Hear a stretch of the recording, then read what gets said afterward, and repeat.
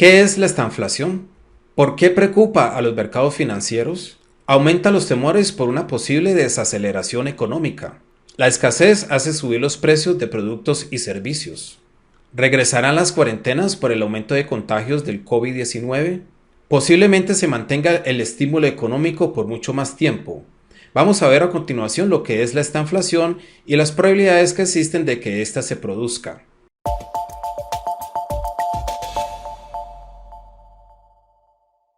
Hola, mi nombre es Alexander Londoño, analista de mercados del broker Active Trace.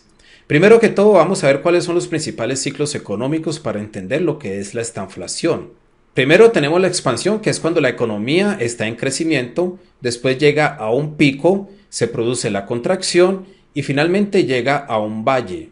Durante la expansión, la economía crece rápidamente, los tipos de interés se mantienen bajos, lo cual estimula a su vez la economía. Aumenta la producción, pero también aumentan las presiones inflacionarias, ya que los precios empiezan a subir. La expansión económica llega a su nivel más alto cuando llega al pico. Ahí se crean desbalances en la economía debido a que hay mucho dinero en circulación, hay demasiado dinero fácil. Se produce una corrección debido a todo este dinero que hay en circulación y la economía se contrae. Aumenta el desempleo y también los precios se estancan, o sea, que paran de subir momentáneamente. El ciclo económico llega a su punto más bajo en el valle y de ahí regresa otra vez hacia arriba y empieza otra vez la expansión económica. A la contracción económica también se le conoce como recesión. En Estados Unidos la recesión más corta fue durante el año pasado, a inicios de la pandemia. Esta recesión solo duró 2 meses, de febrero a abril del 2020. Y no solo ha sido la más corta en la historia de los Estados Unidos, sino también la más profunda. La expansión más larga en Estados Unidos fue desde el 2009, después de la crisis financiera del 2008, hasta el 2020, que fue cuando llegó la pandemia. En la expansión, el consumo aumenta incluso cuando los precios están al alza. Esto es cuando hay inflación. Para mantenerse la inflación, el consumo también debe mantenerse. En la contracción, los precios bajan. Si el consumo baja a causa de la subida de los precios, entonces se produce un estancamiento. El estancamiento es cuando la economía para de crecer o para de expandirse.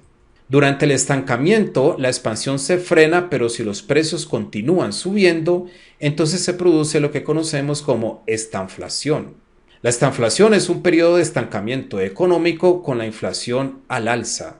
Eso es básicamente lo que significa estanflación. Y actualmente hay riesgos de que el aumento de contagios por el coronavirus ocasione que la recuperación económica se frene, al mismo tiempo que los precios continúan subiendo. Y es ahí en donde surgen los temores entre los inversores.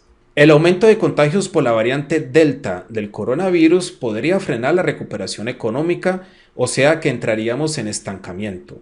Al mismo tiempo, los obstáculos en las cadenas de suministro y la escasez de ciertos productos y bienes básicos podría producir inflación. Es aquí donde tenemos los dos factores que combinados producen lo que conocemos como estanflación, o sea, el estancamiento de la economía donde se frena el crecimiento económico, pero al mismo tiempo los precios se mantienen al alza.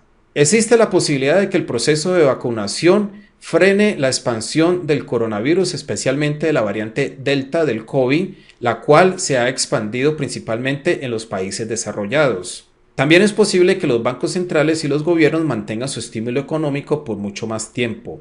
Esto es para hacerle frente a la nueva posible desaceleración que se produzca en la economía. Recientemente los resultados empresariales han salido por encima de lo esperado y eso ha contribuido a que los mercados intenten regresar al alza. Pero hay que tener en cuenta que estos resultados son del segundo trimestre de este año y lo que preocupa son los resultados del tercer trimestre si los contagios del coronavirus continúan aumentando, ocasionando que se produzcan restricciones de movilidad e inclusive cuarentenas. De llegar a producirse esta inflación en la economía, es posible que los mercados financieros, especialmente los mercados de valores, entren en un periodo de letargo o de incertidumbre en medio de alta volatilidad, ya que cualquier noticia, sea buena o mala con respecto a la pandemia, podría ocasionar alta volatilidad en los mercados. Vamos a hacer un repaso a los principales índices de bolsa para ver cómo se han comportado recientemente en medio de los temores por la inflación y al mismo tiempo por la desaceleración económica. Aquí tenemos al Dow Jones, gráfico diario. El Dow Jones intentó romper por debajo de la media móvil exponencial de 55 días, así como lo hizo en el pasado, pero deja una falsa ruptura y regresa otra vez al alza. Sin embargo, esta zona de los 35.000 puntos, que es por donde están los máximos históricos en el Dow Jones, podría actuar como resistencia y el índice podría quedar encajonado en medio de ese nivel y la media móvil exponencial de 55 días, entrando en una zona de congestión o de consolidación. El SP500 también rebota hacia arriba desde la media móvil exponencial de 55 días. De hecho, el SP500 ha respetado mucho mejor esa media móvil que el Dow Jones. Vemos cómo cada vez que retrocede a esa media móvil regresa otra vez al alza.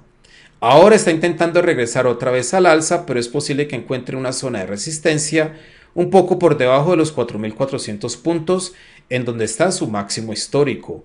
Y al igual que el Dow Jones, es posible que quede consolidado en esta zona. El Nasdaq también retrocede hacia arriba, pero es posible que encuentre una resistencia alrededor de los 15.000 puntos.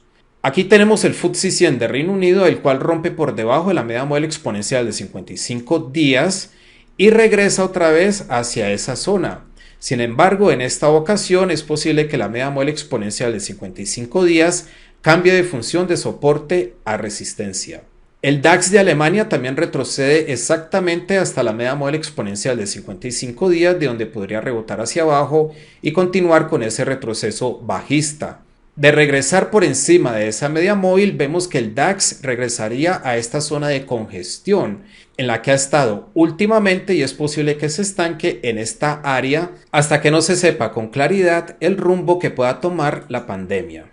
El IBEX 35 de España es el que más ha caído en la eurozona. Vemos cómo ha retrocedido desde los 9.315 puntos hasta este mínimo alrededor de los 8.248 puntos. El IBEX 35 incluso llega a romper por debajo de la media móvil exponencial de 200 días. Pese al fuerte retroceso alcista que ha hecho últimamente el IBEX 35, todavía se mantiene esa tendencia bajista y la media móvil exponencial de 55 días ha cambiado dirección hacia abajo, indicándonos que la tendencia ha cambiado dirección a la baja a corto plazo. No se olviden por favor de darle like al video y suscribirse a nuestro canal de YouTube, donde podrán encontrar diferentes videos educativos e informativos que le pueden ayudar en su operativa diaria.